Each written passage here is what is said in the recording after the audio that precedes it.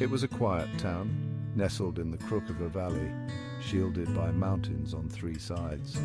The residents prided themselves on their small-knit community, the kind where everyone knew everyone else's business, where the days were marked by the rhythm of the sun rising over the peaks and setting into the abyss.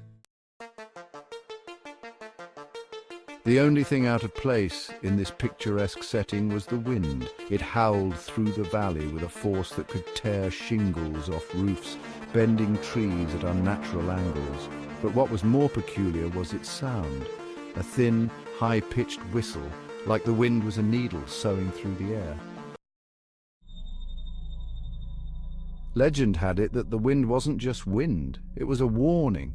Generations before, a seamstress named Marta lived in the valley. She was skilled, her work unmatched, but she was also a recluse, known for her temper. They said she was obsessed with perfection, stitching for hours, her fingers working the needle with an almost mechanical precision. One day, a young woman from the town came to Marta with a request for a wedding dress. But the woman was not kind. She mocked Marta's work, criticized every stitch, every seam, until the seamstress, in a fit of rage, drove the needle into her own heart. As she died, she cursed the valley, vowing that anyone who heard her needles cry in the wind would never find peace. The townspeople buried Marta, but the wind began the very next day, and with it the needle's whistling cry. They say if you heard it, really heard it, it would drive you mad. Years passed, and Marta became a story mothers told their children to scare them into behaving. But then strange things began to happen again. The town's old doctor, who was well into his 80s, started muttering about needles in his sleep. He was found dead, his veins punctured in dozens of places as if someone had sown his blood into the earth.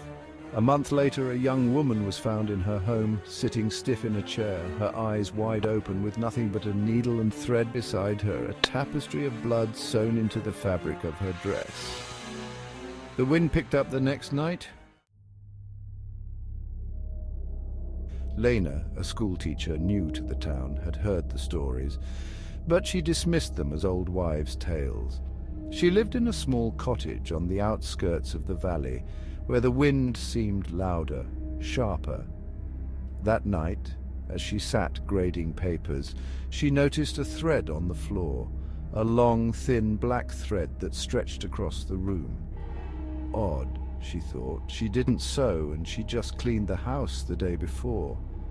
As she picked it up, the wind outside screamed, and she heard the unmistakable sound of a needle being dragged through fabric. Her heart raced. Just the wind, she muttered to herself, but her hand trembled as she threw the thread away.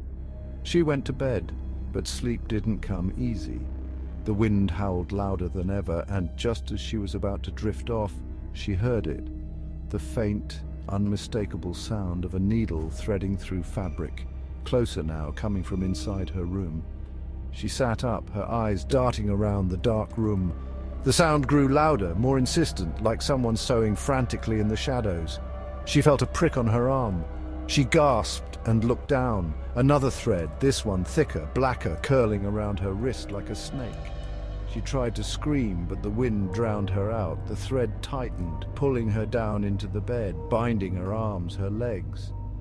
The needle sound was all around her now, in her ears, under her skin. She could feel it piercing her flesh, stitching her into the very fabric of the bed, sewing her into the darkness. In the morning, the wind was calm. The sun rose over the valley, casting a warm glow over the town. But Lena was gone, her bed empty, her house silent. The only sign she had ever been there was a small, neat stitching on the bedspread, sewn in blood, spelling out her name.